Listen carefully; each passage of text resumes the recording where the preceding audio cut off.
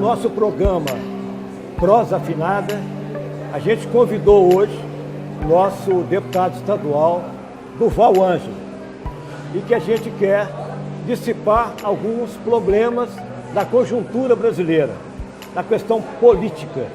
Ô Durval, é um imenso prazer em tê-lo aqui, certo? E que você é uma pessoa que mais conhece da política do Brasil e de Minas Gerais. Então gostaria que você falasse algumas palavras agora. Antes de mais nada, eu quero agradecer o convite, Paulo. Olha, eu acho que nos tempos difíceis que nós estamos vivendo, tempos obscuros, né? Eu acho que o exercício da reflexão, do pensamento é fundamental. Quer dizer, nós temos que trazer luzes para esses tempos. Então eu quero elogiar você, toda a equipe de comunicação, o grupo de engenheiros que estão produzindo o nosso programa Prosa Afinada, que eu tenho certeza que vocês vão contribuir muito para a gente acender algumas luzes nesses tempos sombrios atuais. Quais os cenários para a eleição de 2018 no Brasil e em Minas Gerais? Olha bem, nós vivemos hoje, nesses tempos obscuros, dois processos. Primeiro, a gente vive, Paulo, um processo da judicialização da política. Todo mundo acha que a vontade do povo não vale. Perde uma eleição no município, recorre ao Poder Judiciário.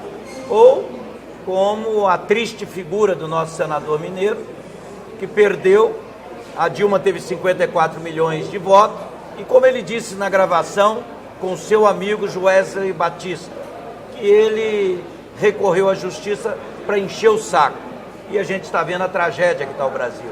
Ontem eu estive com um grupo de prefeitos que eles falam assim, olha, a judicialização da política está tão grande que a vontade que eu tenho é de pegar a chave da prefeitura e entregar para o Ministério Público.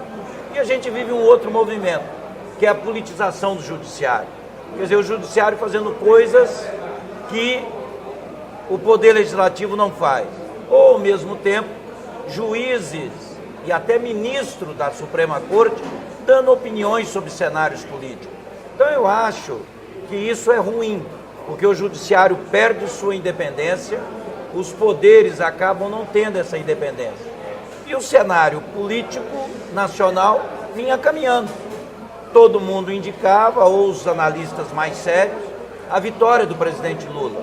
Porque desde 1989, que foram retomadas as eleições diretas no Brasil, todos que estiveram há 9, 10 meses na frente, acabou ganhando a eleição, em primeiro e segundo turno.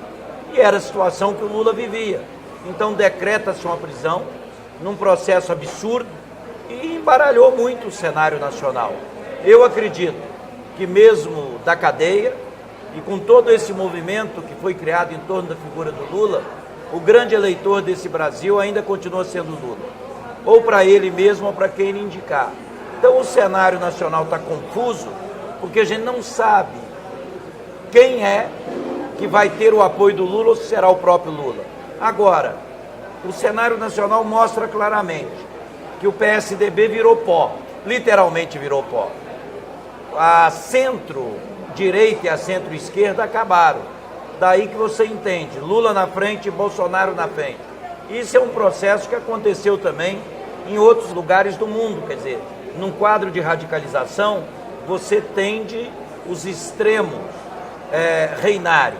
Então o PSDB vai desaparecer do cenário. Não sou só eu que digo isso. O próprio Fernando Henrique Cardoso fez uma análise dessa. Em Minas Gerais já inventaram de tudo. Fernando Pimentel tem aparecido com todas as dificuldades do Estado que foram herdadas, um déficit de 8,2 bilhões, ele aparece na frente de todas as pesquisas. Já inventaram o candidato de proveta, trazendo de Brasília deputado federal, Fernando manteve-se inalterado.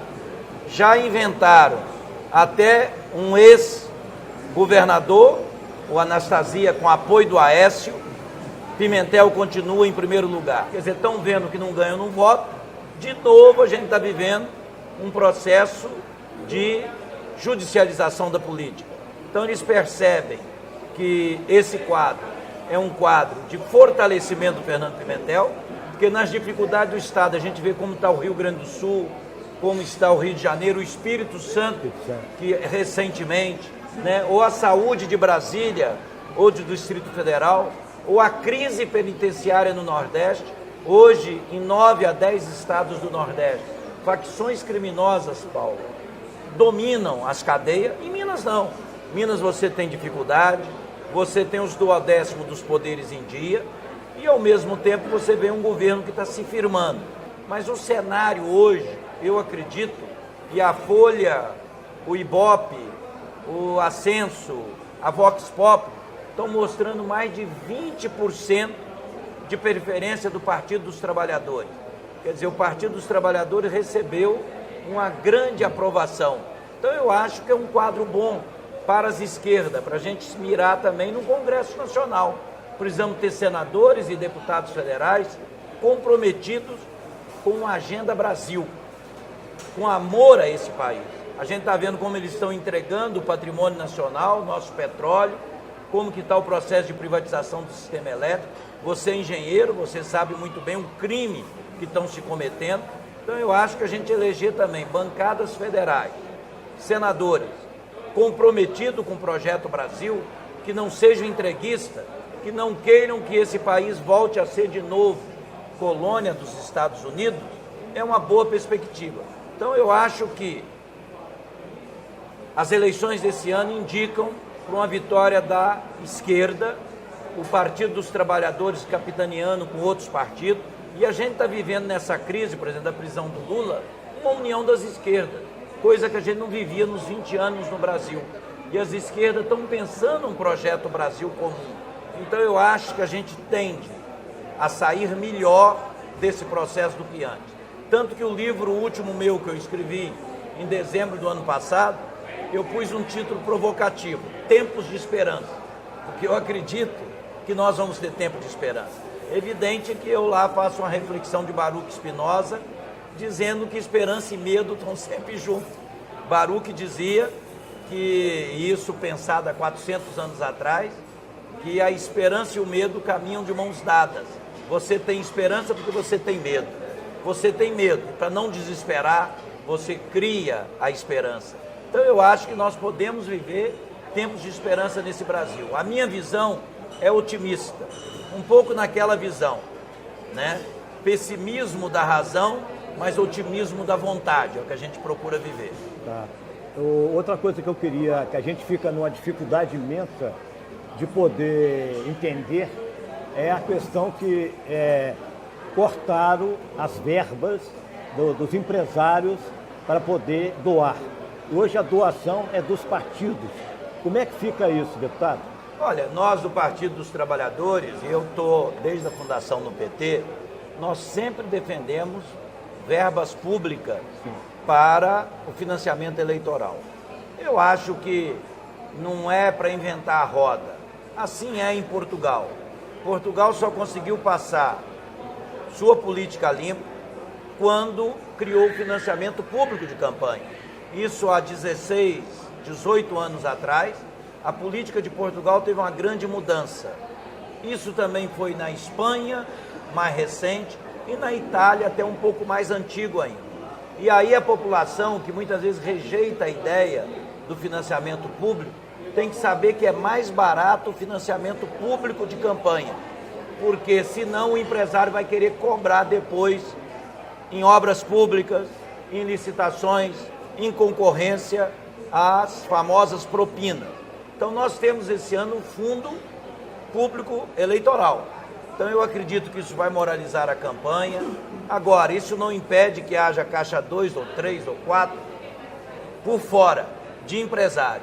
Mas os empresários também estão preocupados. Então a gente vê que cresce, nem tanto por questão ética, mas por medo da justiça, né? Por medo de punição, por medo de ver seu nome envolvido no escândalo de corrupção eleitoral.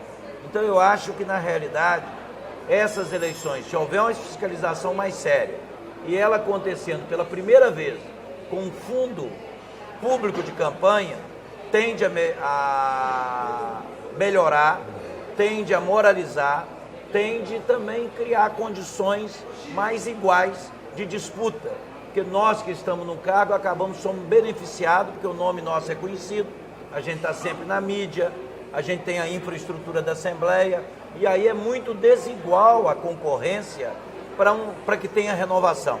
Então eu acho que essa eleição é a primeira que acontece com um fundo público de campanha e a gente espera que isso seja exclusivo. Tem uma distorção, que ainda não foi colocado o limite para doação pessoal do candidato, o que favorece que candidatos ricos possam colocar, de acordo com o seu patrimônio, milhões e milhões numa campanha, mas tem um limite, né? Por exemplo, hoje, para deputado federal em Minas, não pode ser mais que 2,5 milhões. Deputado estadual não pode ser mais que 1,5. Aí vai dizer, mas isso é muito, muito. Alguém que talvez vá nos assistir, né? Eu digo o seguinte, é muito, mas tem gente que gasta 10, 15 ou 20 vezes mais do que isso. Então, pelo menos esse limite também estabelecido já é uma coisa positiva. Ô, deputado, eu gostaria de agradecer. Eu acho que você falou, no geral, tudo que a gente estava esperando. Então, eu queria agradecer a você, de coração. Eu que agradeço, e agradeço a toda a equipe. Eu acho que a tragédia que nós vivemos hoje é aquela que Hannah Arendt identificou com um julgamento de Reichmann em Jerusalém. É a tragédia da ausência do pensamento. Então, eu quero agradecer, que é muito importante isso, tá? Muito obrigado. Parabéns. Falou.